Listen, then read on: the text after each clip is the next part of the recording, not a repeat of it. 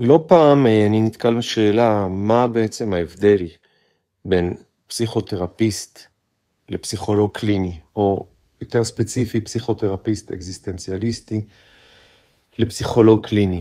ואני חושב שיש הבדלים בכל מיני רמות, אבל אני רוצה עכשיו לדבר על איזשהו הבדל שהוא בעיניי מהותי בין שני הדיסציפלינות האלה, ואני חושב שהוא קשור לערך או למקום שאנחנו מייחסים לתיאוריות הפסיכולוגיות כאיזושהי אמת.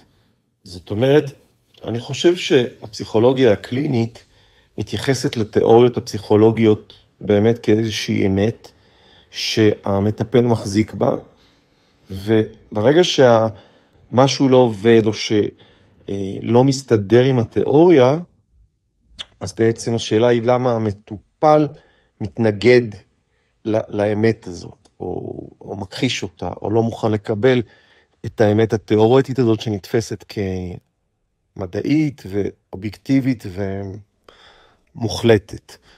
ולעומת זאת, בפסיכותרפיה האקזיסטנציאליסטית, אני חושב שכמטפל נחשפתי להמון תיאוריות פסיכולוגיות וגם אחרות, מדיסציפלינות אחרות, אבל בתפיסה שלנו, התיאוריות הפסיכולוגיות הן עוד כלי שאנחנו נעזרים בו כדי לעזור למטופל, כדי לקדם אותו, כדי להביא אותו למקום חדש וכדי ליצור שינוי.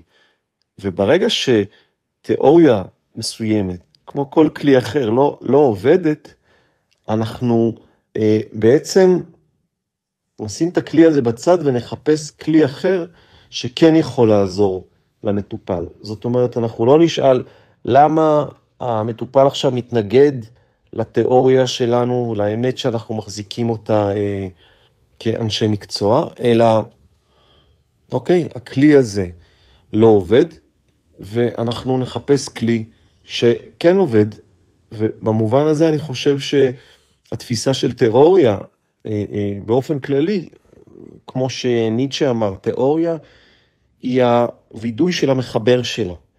זאת אומרת, כל תיאוריה פסיכולוגית היא סך הכל תפיסה, דעה, אמונה של מי שחיבר את התיאוריה הזאת.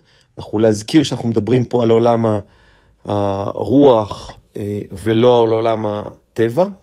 זה לא מדעי הטבע, פסיכולוגיה היא מדעי הנפש והאדם, ושם באמת כל תיאוריה היא איזושהי אמונה ותפיסה של מי שהגה אותה. ובמובן הזה הפסיכותרפיה האקזיסטנציאליסטית באמת רואה יותר את הטיפול כמו שיונג ניסח את זה, שעבור כל מטופל הוא צריך למצוא את הפסיכותרפיה החדשה וליצור פסיכותרפיה חדשה.